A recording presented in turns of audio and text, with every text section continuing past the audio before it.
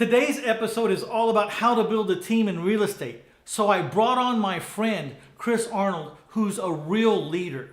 This guy's a multitasker, he's a visionary, and he's learned how to work on a business instead of in a business. Chris Arnold is actually the co-founder of Multipliers, and that's a mastermind group that I'm personally involved in. He set this mastermind up from Tulum, Mexico, where he lives, but he has a business flipping houses in the United States by the hundreds.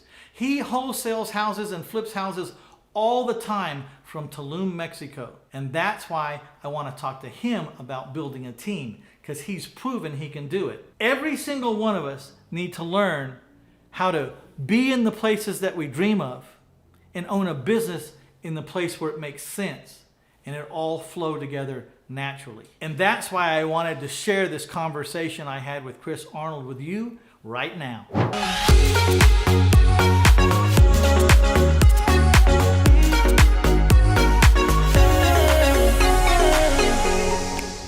Okay, take us back a little bit to the start. So you're this guy, you're running around. Tell us from the beginning how you get into real estate, and then you start doing the do, and then all of a sudden you end up in Tulum. Yeah, man. My story kind of starts at an interesting point. When I was the kid in high school that got in a lot of trouble. My dad will tell you that most of his gray hairs came from me. And so I had a really big, really kind of life-changing point in my life in high school, and really got pulled away from a lot of things that I had gotten involved into. And that change, God really stepped into my life. And I said, man, I want to spend the rest of my life serving people. I don't know what that looks like, but that's what I want to do. And so, being 18 years old, it's like, well, what do you do? And so I went to seminary. The challenge, though, that I realized going through seminary was I just didn't fit the conventional role. I wasn't going to go be a pastor of a church. I wasn't going to be a missionary. And so I can remember I was eating at Chick-fil-A, eating a chicken biscuit, looking up on the mural of how Kathy Truitt had built Chick-fil-A and utilized a for-profit company to take those resources and impact the world with it. And I was just looking up on this wall of like all of these incredible things that he was funding through business. And that was the first time that seed got planted that maybe my journey in my future is going to be the business route. So at that time, I didn't know much. I didn't know anything about business. I got a master's in theology. They don't give you business courses there.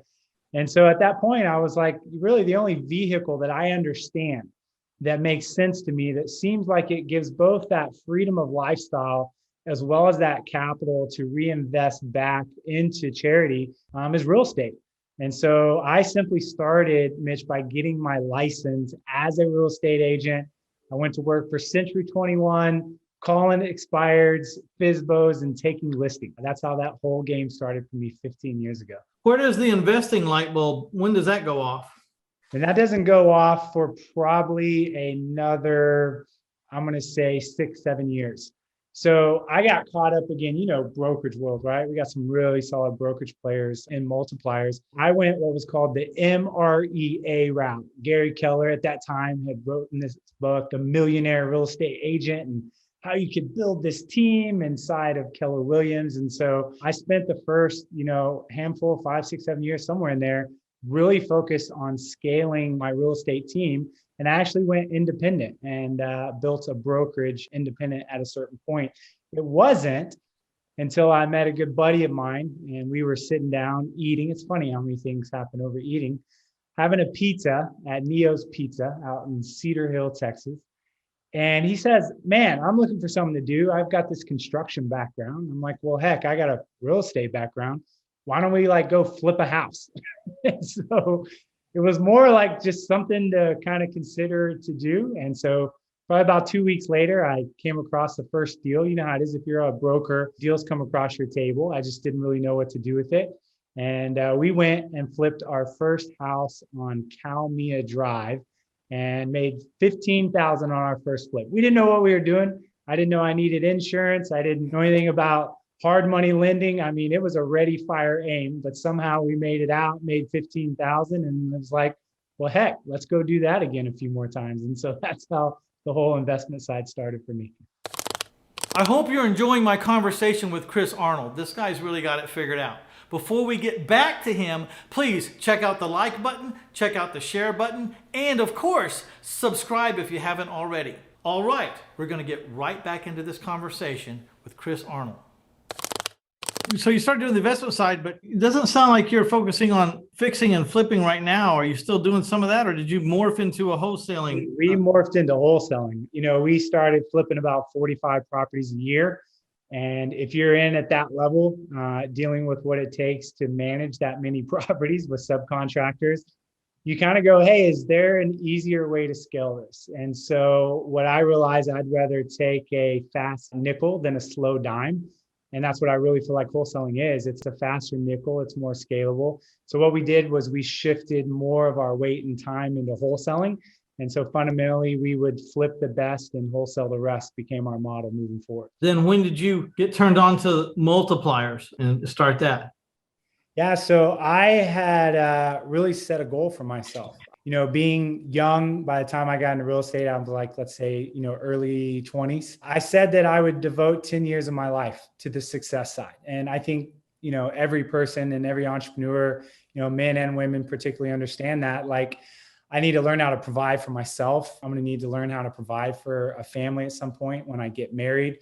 And so I'm going to put my head down for 10 years. And I'm going to do my very best to become the best business person that I can be. But in 10 years, so I don't forget why I'm doing all this. In the meantime, we did things like homeless ministry and, we'd go into juvenile detention centers, worked with integrity mentors, different things like that.